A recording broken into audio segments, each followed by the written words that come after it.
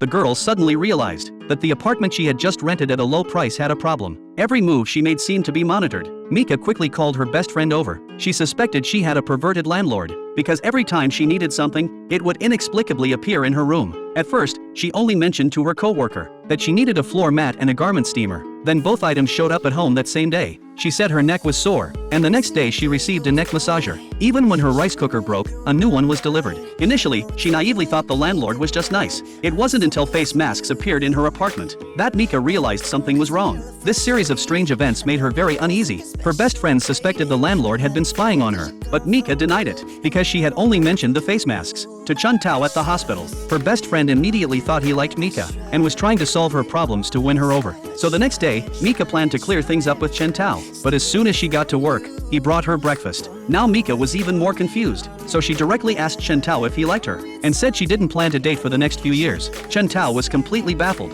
After observing him for a day, Mika found that Chun Tao wasn't interested in her at all. That made her even more worried about the apartment. So her best friend decided to stay with Mika for a few days. To get to the root of the problem, her friend then called Shu Wenba to help investigate. Hearing that the two might be in danger, he rushed over immediately. Unexpectedly, with just one sentence, he solved the mystery.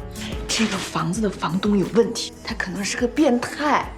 你说我们行对是变态？ It turned out that a few days earlier, Xing Kulei had learned that Mika had lent all her money to a patient's family for medical bills, leaving her unable to afford rent. So he used a month's worth of meals to bribe Chen Tao into helping him rent out his own apartment to Mika at a low price. Later, Mika pretended the power had gone out. Sure enough, Kulei sneaked over to check the meter, but the moment he walked in, Mika caught him red-handed. Yet he wasn't the least bit flustered. He had planned this with Chun Tao in advance. Even if caught, they would deny everything. He lied to Mika, saying he had no idea the apartment had been rented to her. Otherwise, he wouldn't have bought all those things. Sure enough, she was completely fooled. But her best friend immediately guessed that Kulei must like Mika. Then she teased her for not dating all these years. Was it because she still couldn't forget the SWAT officer who had saved her? Mika said no, but her expression gave her away. What Mika didn't know was that Xing Kulei was the very SWAT officer who had saved her 2 years ago.